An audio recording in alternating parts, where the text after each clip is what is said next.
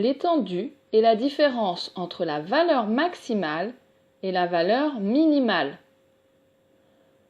Donc, dans la ligne salaire du tableau, on va chercher la plus grande valeur. C'est 4215. Et aussi la plus petite valeur, c'est 1405. Et on effectue le calcul 4215 moins 1405. Pour calculer la moyenne, il faut calculer la somme de tous les salaires, puis la diviser par le nombre de salariés. Attention, ici, 40 salariés ont une paye de 1405 €. On fait donc 40 fois 1405. 15 salariés ont une paye de 1480 €. On ajoute donc 15 fois 1480. Et ainsi de suite.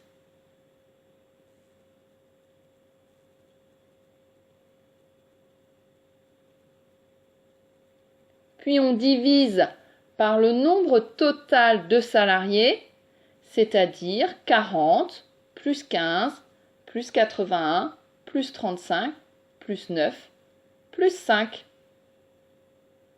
On trouve ainsi le salaire moyen.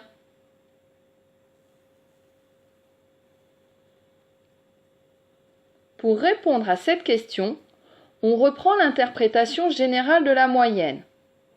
Si toutes les valeurs de la série étaient égales, elles seraient égales à la moyenne.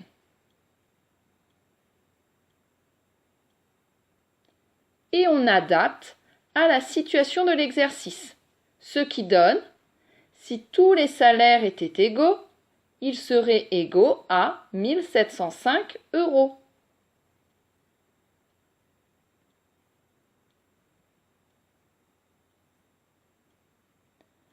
Pour déterminer une valeur de la médiane, on ajoute une ligne pour les effectifs cumulés.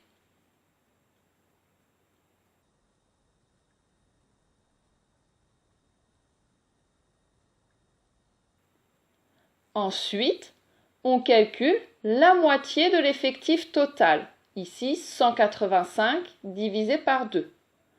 On trouve 92,5. On cherche donc la 93e valeur.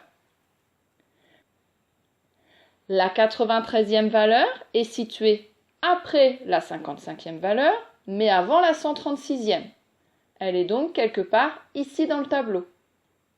On va chercher le salaire qui correspond dans le tableau. On trouve ici 1554. On peut donc écrire la conclusion. Le salaire médian est de 1554 €.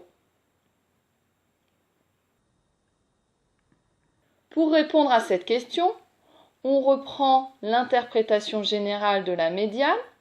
Au moins la moitié des valeurs de la série est supérieure à la médiane. Et on adapte à la situation de l'exercice, ce qui donne au moins la moitié des salaires sont supérieurs à 1554 €. Nous venons de préciser que la moitié des salaires était inférieure à 1554 €. Or, le salaire moyen est de 1705 €. Donc, en effet,